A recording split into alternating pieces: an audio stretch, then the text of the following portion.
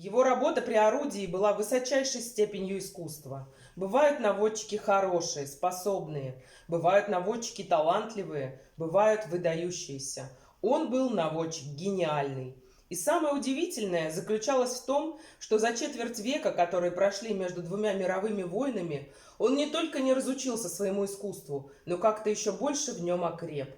Новая война поставила артиллерии много новых задач. Она открыла в старом наводчике Ковалеве качества, которые в прежней войне не могли проявиться в полном блеске. Он не имел соперника в стрельбе прямой наводкой.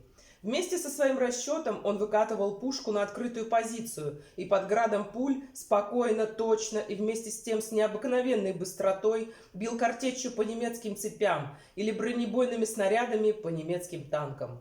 Здесь уже мало было одного искусства, как бы высоко оно ни стояло. Здесь требовалось беззаветное мужество, и оно было. Несмотря на свою ничем не примечательную гражданскую внешность, Ковалев был легендарно храбр. В минуту опасности он преображался. В нем загорался холодный огонь ярости. Он не отступал ни на шаг. Он стрелял из своего орудия до последнего патрона, а выстрелив последний патрон, он ложился рядом со своим орудием и продолжал стрелять из автомата. Расстреляв все диски, он спокойно подтаскивал к себе ящики с ручными гранатами и, прищурившись, кидал их одну за другой, пока немцы не отступали. Среди людей часто попадаются храбрецы, но только сознательная и страстная любовь к родине может сделать из храбреца героя.